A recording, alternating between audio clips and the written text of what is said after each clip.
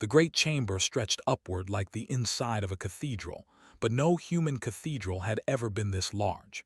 Light came from nowhere and everywhere at once. Thousands of seats rose in circular tiers, filled with beings that had never seen Earth, never breathed its air, never walked under its yellow sun. Ambassador stood at the entrance and felt very small. She had spent 15 years preparing for this moment. She had studied every species in the Galactic Council.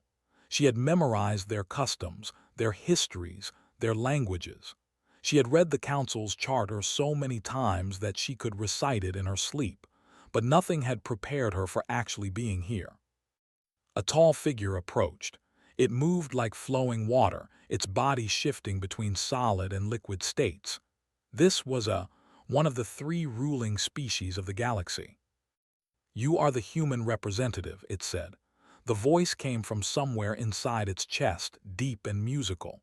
"I am Administrator. I will show you to your seat."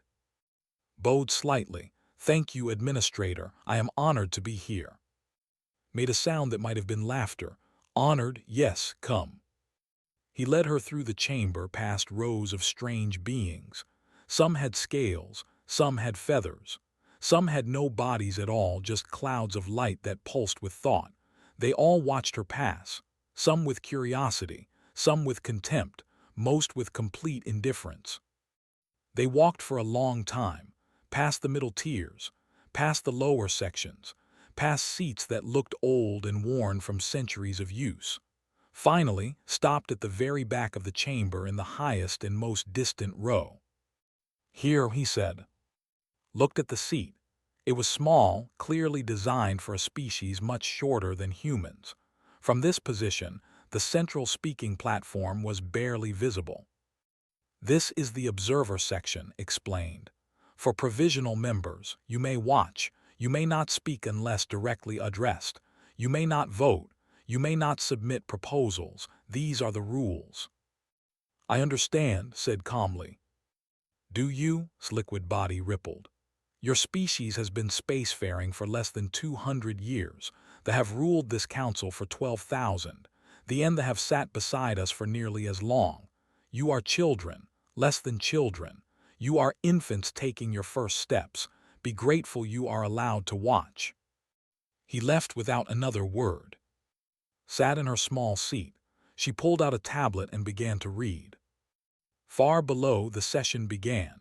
High Chancellor, the leader of took his place at the center platform.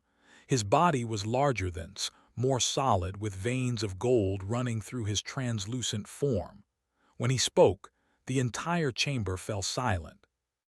"The Council recognizes the collective's petition for expanded mining rights in Sector 7. A creature with 16 legs scuttled forward. It spoke rapidly, clicking and whistling. Its earpiece translated automatically. "High Chancellor, our people have worked the asteroid fields of Sector 7 for 300 years.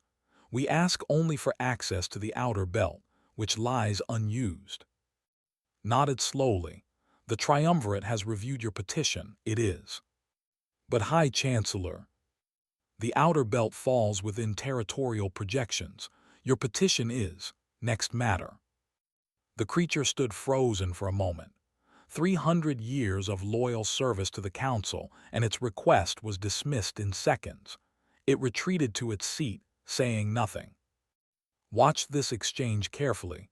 She made notes on her tablet. The session continued for hours. Species came forward with requests, disputes, proposals. The pattern was always the same. The three ruling species and would discuss briefly among themselves. Then they would announce their decision. There was no debate, no appeal, no negotiation. When the session ended, returned to the human ship, Captain Park was waiting in the briefing room. "How was your first day in galactic politics?" he asked. Sat down heavily. "Exactly what I expected. The Triumvirate controls everything. The other species are just decoration." Nodded. He was a quiet man, former Navy, with gray at his temples and steady hands. He had commanded ships in 3 different conflicts on Earth. None of that experience seemed relevant here. "Lieutenant is waiting to brief you," he said. "He found something interesting." Entered a moment later. He was young, barely 30, with the nervous energy of someone who had too many thoughts and not enough time to express them. He carried a stack of data tablets. "Ambassador, I've been going through the Council's historical records. They grant access to all observers, though apparently no one ever uses it. I think I know why." He spread the tablets across the table. "The archives are a mess. Thousands of years of documents in hundreds of languages, poorly organized, badly indexed. It would take decades to sort through." "But you found something," said. Grinned. "I wrote a program to search for anomalies, cross-referenced everything with the original charter, and I found this." He pulled up a document on the main screen. The text was in an ancient dialect, but translation appeared below. 4,000 years ago, a species called the Petition to join the Triumvirate as a fourth ruling member. They met all the requirements: population, technology, territorial control, everything. "What happened to them?" asked. "Their petition was on procedural grounds, some obscure technicality about the timing of their submission. They protested. Within 50 years they were gone." "Gone." "Extinct. There is now a military base." The room fell silent. "The Triumvirate murdered an entire species to protect their power," said quietly. "I cannot prove that," admitted. "The records are incomplete, but the pattern is clear. Any species that threatens their control is dealt with, some through political manipulation, some through economic pressure, and some—" he trailed off. Leaned back in his chair. "Ambassador, I need to ask you something directly. What exactly are you planning?" Was quiet for a long moment. When she spoke, her voice was calm. "The Triumvirate has ruled this galaxy for 12,000 years. They've built their power on fear, manipulation, and the belief that they are untouchable. But they made a mistake." "What mistake?" "They wrote rules, a charter, laws that they themselves must follow." She picked up one of his tablets. "They've broken those rules hundreds of times. They bend them whenever convenient. But they never imagined that someone might actually read them, actually understand them, actually use them." Frowned. "You want to challenge the Triumvirate through their own legal system." "I want to show every species in that chamber that the Triumvirate's power is not absolute, that it can be questioned, that it can be changed." "They'll destroy us," said, "like they destroyed the—" "Perhaps," smiled slightly. "But they were alone. They had no allies, no coalition. They tried to join the Triumvirate. I want to replace it." She stood and walked to the window. Outside, the stars of an unfamiliar galaxy burned cold and distant. "I need time, Captain, time to study, time to build relationships, time to find others who feel as trapped as we do." She turned back to face him. "Can you give me that time?" Looked at her for a long moment. He had commanded ships, fought battles, made decisions that cost lives. But this was something different. This was a war without weapons, fought with words and rules and patience. "I can give you time," he said finally. "But be careful, Ambassador. The Triumvirate has survived for 12,000 years. They didn't do that by being stupid." Nodded. She picked up her tablet and pulled up Article 7 of the Council Charter. Subsection 14. A paragraph that no one had read in 4,000 years. She began to plan. 6 months passed, attended every council session. She sat in her small seat at the back of the chamber. She watched, she listened, she said nothing. The other species began to notice her. Not because she demanded attention, but because she never missed a session. Rain or shine, crisis or calm, the human ambassador was always there, taking notes, observing, waiting. High Chancellor noticed too. "The human watches us like a predator watches prey," he told Trade Minister during a private meeting. "It is unsettling." Made a dismissive gesture with his 4 arms. There were practical creatures more interested in profit than politics. "She is harmless. Her species controls a single system. They have no fleet, no resources, no allies. Let her watch. It changes nothing. Perhaps, said, but he assigned an agent to monitor her movements anyway. What the agent reported confused him. Ambassador spent her days in the archives. She requested thousands of documents, most of them so old that the archivist had to search storage facilities that hadn't been opened in centuries. She asked questions about council procedures, about historical precedents, about obscure rules that nobody remembered.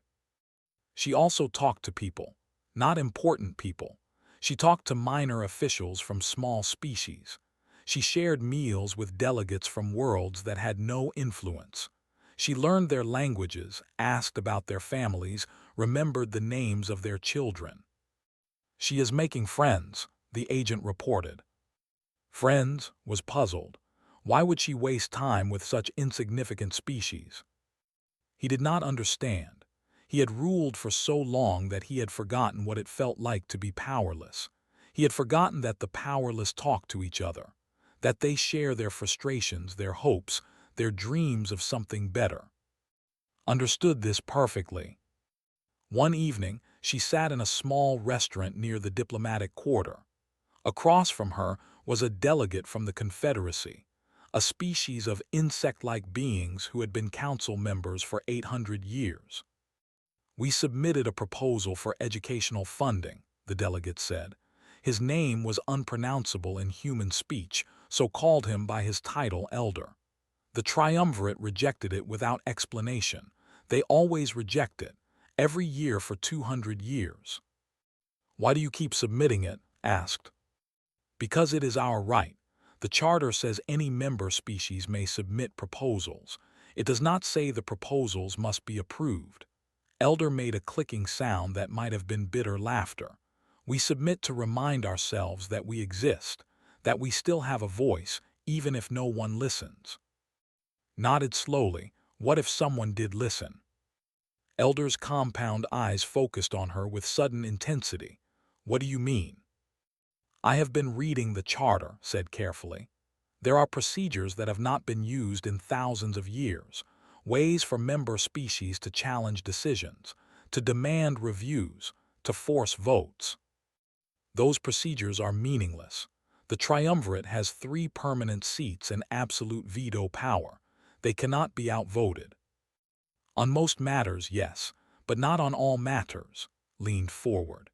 There are certain procedural questions that require a simple majority, no vetoes allowed. The founders wrote it that way deliberately to prevent the ruling species from changing the rules to benefit themselves. Elder was silent for a long time. You are talking about challenging the triumvirate directly. I am talking about using the system they created, nothing more. They will crush you. They will crush anyone who helps you. Perhaps, smiled. But what if enough species stood together? What if the triumvirate looked out at that chamber and saw not isolated, frightened delegates but a unified coalition? What would they do then? Elder clicked his mandibles nervously. I cannot make such a decision alone. I must consult with my government. Of course, take all the time you need. Stood to leave. But ask yourself this, Elder. How many more centuries do you want to spend submitting proposals that will never be approved?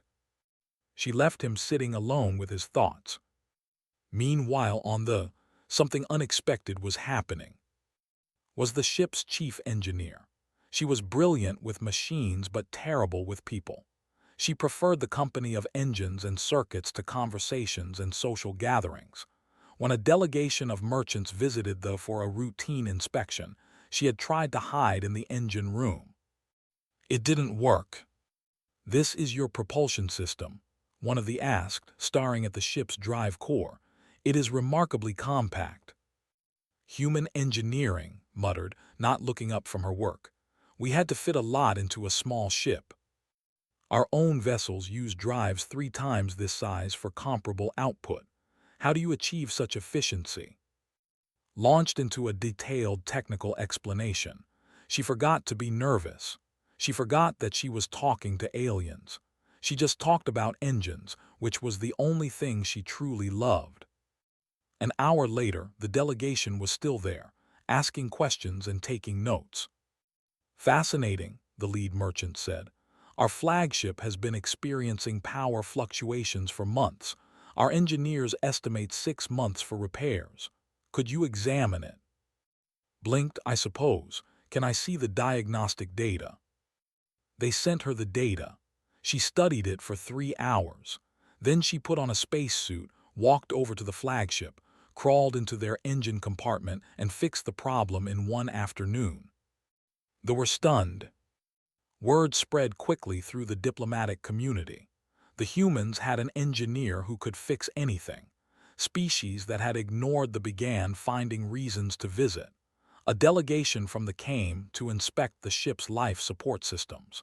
A group of scientists from the requested a tour of the medical bay. Captain watched all this with growing concern. "We're attracting too much attention," he told during their evening briefing. "The triumvirate is starting to ask questions." "Let them ask," was reviewing her notes from the day's council session. "Curiosity is not the same as suspicion. As long as we do nothing overtly threatening, they have no reason to act against us. And when we do act, when we finally make our move, looked up, then everything will depend on timing and on how many friends we have made." A message arrived from the council administration. High Chancellor had granted ambassadors' request to address the full council. The session was scheduled for 3 days from now.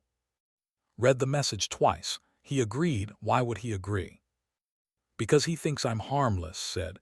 "Because he wants to see what the little human will say. Because he's confident that nothing I do can possibly threaten his power." She smiled, but there was no warmth in it. "He's wrong." She spent the next 3 days preparing her speech. She wrote draft after draft, refining every word, every phrase, every argument.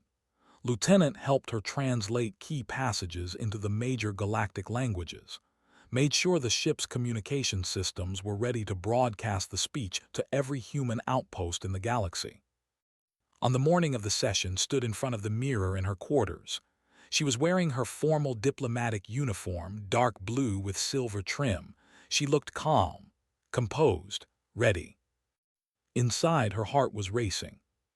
"Found her there. Are you sure about this?" he asked quietly. "Once you speak, there's no going back." Thought about Elder and his rejected proposals, about thee and their empty, about all the species who had been crushed, silenced, forgotten by those who believed their power would last forever. "I've never been more sure of anything in my life," she said. She walked to the shuttle bay. The council chamber was waiting. The council chamber was full. Every seat was occupied, from the grand thrones of the triumvirate to the distant benches of the observer section. Word had spread that the human ambassador would speak today, and curiosity had drawn delegates who normally skipped sessions. High Chancellor sat at the center of the ruling platform, his golden-veined body shimmering under the lights. To his left sat General, a massive creature covered in dark armor plating. To his right sat Trade Minister, already looking bored. Gestured with one flowing limb. "The Council recognizes Ambassador of Earth. You have requested time to address this body. You have 10 minutes." Walked to the speaking platform. It felt like the longest walk of her life. Thousands of eyes watched her, some with interest, most with indifference. She was small, fragile, from a species that most of them had never heard of a decade ago. She reached the platform. She did not look at her notes. She did not need them. "Honored members of the Galactic Council," she began. Her voice was steady, amplified by the chamber's systems to reach every corner. "I thank you for this opportunity to speak. I will not waste your time with pleasantries or flattery. Instead, I want to tell you a story." She paused. The chamber was silent. 12,000 years ago, this council was founded on a set of principles: justice, equality, the right of all species to have their voices heard.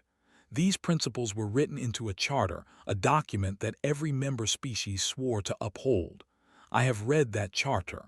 I have read every word, every clause, every subsection. Shifted slightly. His expression, if he had one, remained unreadable. The founders of this council were wise, continued. They knew that power corrupts. They knew that those who rule often forget those they rule over. So they built safeguards into the system, procedures to ensure that no species, no matter how powerful, could ignore the rights of others. She turned to face the triumvirate directly. Those safeguards have been forgotten, but they still exist. A murmur ran through the chamber, raised a limb for silence. Ambassador, this is a history lesson, not an address. If you have a specific point. I do. His voice cut through his words. Article 7, subsection 14 of the Council Charter. Any member species may call for a charter review if they can demonstrate that current governance has materially deviated from founding principles. The murmur became a roar. Delegates turned to each other, whispering, arguing. Some were pulling up the charter on their personal devices, searching for the subsection had named. This is absurd, General growled. His voice was like stones grinding together. No such review has been called in 4,000 years. Because no one has dared to call it, replied. But the right remains, the procedure remains, and I am calling it now. She gestured to Lieutenant, who stood at the back of the chamber with a data tablet. A moment later, a massive document appeared on every screen in the room. This is a record of charter violations by the triumvirate over the past 4,000 years. 847 documented instances where the ruling species ignored, bent, or openly broke the rules they swore to uphold. The chamber exploded into chaos. Stood his liquid body rising to twice its normal height. Silence, this is outrageous. Ambassador, you overstep your authority. I am exercising my authority, said calmly. The authority granted to every member species under the charter you claim to serve. I have provided evidence. I have followed procedure. I am calling for a charter review. Trade Minister leaned forward, his four arms drumming nervously on his console. Even if we accept your evidence, the triumvirate has veto power over all council decisions. Your review is meaningless. Not quite, allowed herself a small smile. Article 12, Section 3. Procedural matters regarding the interpretation or review of the charter itself are not subject to veto. They are decided by simple majority vote of all member species. His hand stopped drumming. He stared at her. You're right, he said quietly. How did we miss this? You didn't miss it, you forgot it. There's a difference. Turned to his fellow rulers. A rapid conversation passed between them in a frequency too high for human ears. Then he turned back to, Very well, Ambassador. You have demonstrated knowledge of our procedures, but knowledge is not the same as power. I call for an immediate vote to dismiss this so-called charter review as frivolous and without merit. Seconded, General rumbled. The vote was called. Every delegate had to register their decision on their personal console. The results would appear on the central display. Watch the numbers climb. The dismiss, the dismiss, the dismiss. The three ruling species voted as one as they always did. Then the associate species began to vote. The Confederacy, proceed with review. Felt her heart skip. Elder had kept his word. The collective, proceed with review. More species joined. Small species, forgotten species, species that had sat in silence for centuries. One by one, they cast their votes. Proceed, proceed, proceed. The numbers climbed. The chamber fell silent as everyone watched the display. The triumvirate's votes sat at the top, a wall of rejection. But below them, the associate species were building something new. Finally, the tally was complete. Dismiss 3 votes. Proceed with charter review, 847 votes. The chamber erupted. Some delegates were cheering. Others sat in stunned silence. The general looked like he wanted to tear the speaking platform apart with his bare claws. Stood motionless at the center of the ruling platform. His golden veins pulsed with a light that couldn't interpret. When he spoke, his voice was very quiet, but it carried through the entire chamber. You have won a vote, Ambassador, nothing more. A charter review is a process, not a revolution. It will take years, and in those years much can change. He stepped down from the platform and walked toward her. The crowd parted before him like water before a ship.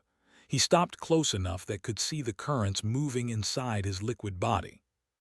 You have no idea what you've begun, human, he said. The triumvirate has survived for 12,000 years. We have faced challenges you cannot imagine, threats you cannot comprehend. We are still here, and we will still be here long after your little species has been forgotten. Met his gaze without flinching. Perhaps, but from now on you'll have to earn your place, just like the rest of us. Said nothing. He turned and left the chamber, his fellow rulers following close behind. Stood alone on the speaking platform. Around her, delegates were talking, arguing, celebrating, worrying. The political landscape of the galaxy had just shifted, and no one was quite sure what it meant. Pushed through the crowd to reach her. His face was pale with excitement and fear. Ambassador, that was incredible. I can't believe it worked. It hasn't worked yet, said quietly. This was just the first step. The triumvirate won't accept this quietly. They'll fight back. What do we do now? Looked out at the chamber, at the hundreds of species who had just voted against their rulers for the first time in. Some of them were looking at her with hope, others with fear. All of them were waiting to see what would happen next. Now we prepare, she said, because the real fight is just beginning. She stepped down from the platform and walked out of the chamber. Behind her, the galaxy was changing. The retaliation began within days. First came the trade restrictions. Human goods were suddenly classified as potentially hazardous and required extensive inspections before being allowed into any triumvirate-controlled port. Inspections that took weeks. Inspections that somehow always found minor violations requiring additional review. Then came the diplomatic complications. Human ships were docking privileges at major stations. Human representatives were excluded from committee meetings due to scheduling conflicts. Human communications were delayed by technical difficulties that only seemed to affect Earth's frequency bands. Captain watched the situation deteriorate from the bridge of the. They're strangling us, he told during their morning briefing.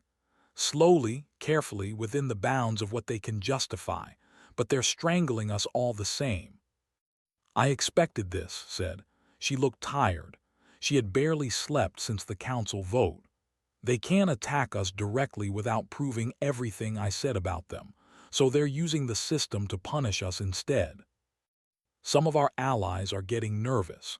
The ambassador sent a message saying his government is reconsidering their position. They have gone completely silent. Fear nodded. The triumvirate is making an example of us to show everyone what happens when you challenge their authority. They're hoping the coalition will collapse before the charter review even begins. The door opened and Lieutenant rushed in. He was holding a data tablet and his face was pale. Ambassador, I intercepted something. A coded transmission between the military command and a vessel in this sector. What kind of transmission? Hesitated. They're planning something. The translation is incomplete, but it mentions the specifically, and it uses a word that roughly translates to accident. The room fell silent. Stood slowly. They're planning to kill us and make it look like an accident. I don't have proof, said. The transmission was heavily encrypted, but the timing, the language. It fits, finished. They didn't just disappear, they were eliminated, and now they're planning to do the same to us. Was already moving to the communications console. I'm calling the. There was humanity's only military vessel in this sector of space. It was small compared to the warships of the major powers, but it was fast, heavily armed, and commanded by someone who had a reputation for being extremely difficult to intimidate. Captain Myra appeared on the screen moments later. She was a compact woman with sharp eyes and a scar running down the left side of her face, a souvenir from a battle that had killed everyone else on her ship. "Captain Park, what's the situation?" Explained quickly. Myra listened without interrupting. "I'll move to intercept position," she said when he finished. "If anyone comes near with hostile intent, they'll have to go through me first. Myra, if you fire on a vessel, it could start a war. Then we'd better hope they're not stupid enough to attack." Her expression didn't change. "I'm not going to let them murder our people without a fight. That's not why I became a soldier." The transmission ended. Turn 2. "We need more than one ship. We need allies with real military power." "I know," was thinking furiously. "There's one more thing I've been saving, something that might change everything, but I need to confirm it first." She called for Doctor, the ship's, was a quiet woman who spent most of her time studying the biological samples that various alien species had shared with the. But she had also been investigating something else on orders. "Did you find anything?" asked when arrived. The scientist nodded slowly. "I found more than I expected. Ambassador, the Triumvirate's founding wasn't what the official records claim. There weren't 3 founding species. There were 5. Stared at her. 5. What happened to the other 2? "They were eliminated, systematically. Then formed an alliance and destroyed their rivals before anyone else had developed spacefaring technology. The official history was written afterward, portraying the Triumvirate as the natural rulers of the galaxy." Pulled up her research on the main screen. "I found fragments in the oldest archives, DNA traces in samples that were supposed to be extinct. And this."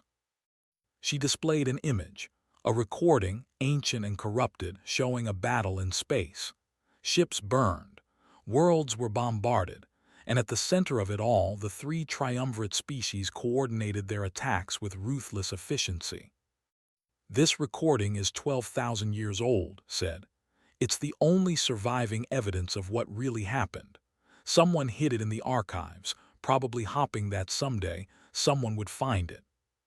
Stared at the screen. Her hands were shaking slightly. "This changes everything," she said. "The Triumvirate's entire claim to authority is based on a lie. They didn't build a peaceful civilization. They conquered through genocide. If we release this information, it will destroy them," said. "But it might also destroy us. They'll have nothing left to lose." "I know," made her decision. "I'm going to give them a choice. I'm going to show what we have and offer him a chance to reform peacefully. If he refuses," she trailed off, "then we release everything and let the galaxy judge." Contacted the Council administration and requested a private meeting with High Chancellor. The response came within an hour. The Chancellor would see her the following day at his personal residence. That night couldn't sleep. She walked through the corridors of thinking about everything that had led to this moment. The years of study, the careful diplomacy, the coalition she had built. All of it came down to one conversation with the most powerful being in the galaxy. She found herself at the observation deck, staring out at the stars. Was there, sitting in a corner with a cup of tea. "Couldn't sleep either?" he asked. Shook her head. "I keep thinking about all the species that tried to stand up to the Triumvirate and failed. What makes us different? Why should we succeed where they all failed?" Was quiet for a moment. "When I was learning the old languages, I found a saying from one of the extinct species. It translates roughly as, 'The storm does not break the tree that bends with the wind, but the forest of trees that bend together can turn the wind itself.'" Smiled slightly. "That's beautiful." They tried to join the Triumvirate. They tried to become one of the rulers, but you're not trying to rule, Ambassador. You're trying to change the rules. That's different. That's bigger. "And if it doesn't work?" Shrugged. Then at least we tried. At least we showed the galaxy that someone was willing to stand up, even knowing the cost. He stood and walked to the door. Get some sleep, Ambassador. Tomorrow is going to be a long day. Stayed at the observation deck until morning. When the sun rose over the station, she was ready. She took a single shuttle to residence. No guards, no backup, just her alone carrying a data chip that contained the truth about the Triumvirate's founding. The Chancellor was waiting in a vast chamber filled with flowing water. He looked different here than in the council chamber. Smaller somehow, more tired. Ambassador, he said, you requested this meeting, speak. Walked forward and placed the data chip on the table between them. This is everything we found, Chancellor. The recordings, the evidence, the truth about how the Triumvirate really came to power. She met his ancient eyes. I'm offering you a choice. Read this. Then decide what kind of legacy you want to leave behind. Looked at the chip for a long moment. Then slowly, he reached out and picked it up. You are either very brave or very foolish human. Perhaps both, said, but I believe that even after 12,000 years, it's not too late to change. The question is whether you believe it too. She turned and walked out, leaving him alone with the truth. 3 days passed in silence. No message came from, no response to offer. They remained at the station, surrounded by patrol ships that circled like predators waiting for weakness. They held position nearby, its weapons powered and ready. On the third night, everything changed. Was in her quarters when the alarm sounded. Red lights flashed through the corridors. His voice came over the ship's communication system. Ambassador, soldiers are boarding the station. They're heading for our docking bay. They're coming for you. Grabbed her tablet and ran for the bridge. She passed crew members rushing to battle stations, their faces tight with fear.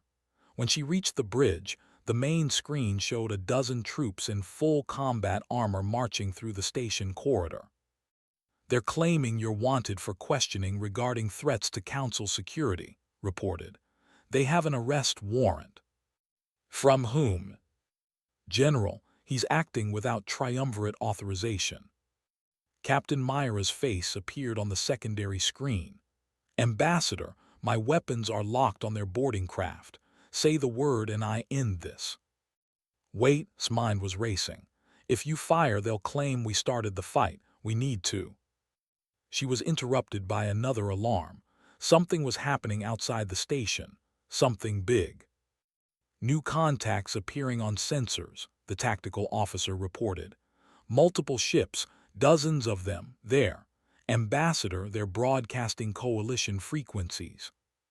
Stared at the screen.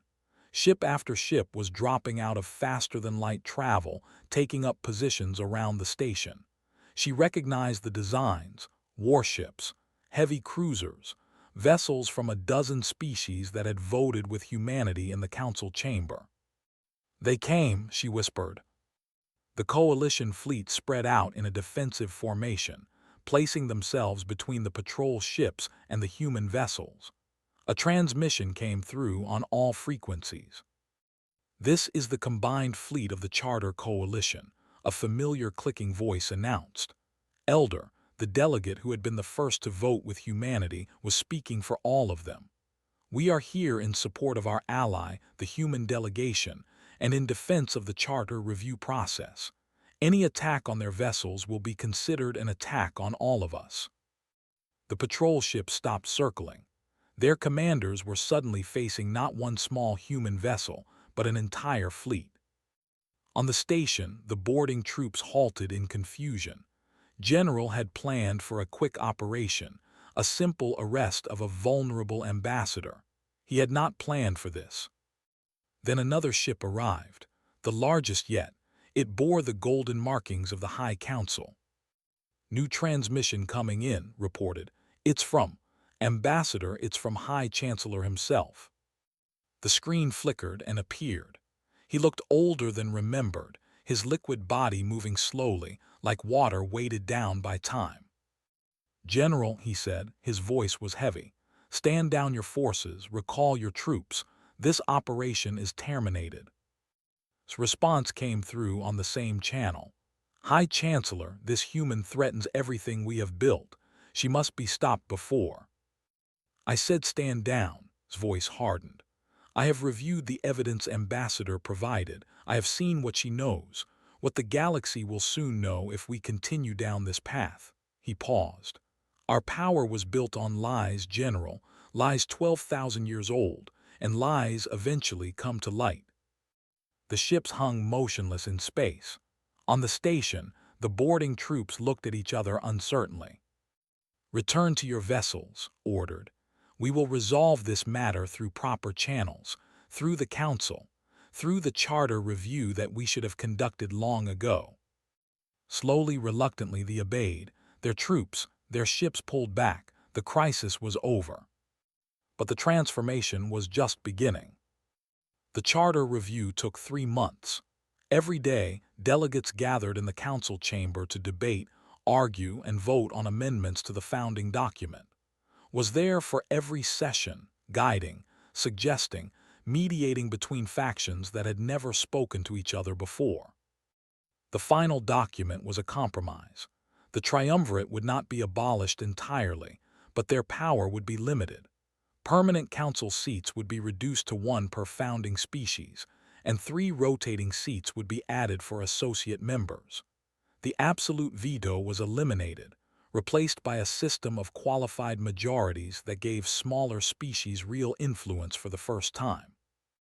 It wasn't perfect. Some wanted more radical change. Some thought it went too far, but it was progress, real progress. On the day of the final vote, stood at the speaking platform one last time. What we have built here is not an ending, she said. It is a beginning. The beginning of a galaxy where every species has a voice, where power comes from cooperation, not domination, where the rules apply to everyone, even those who write them.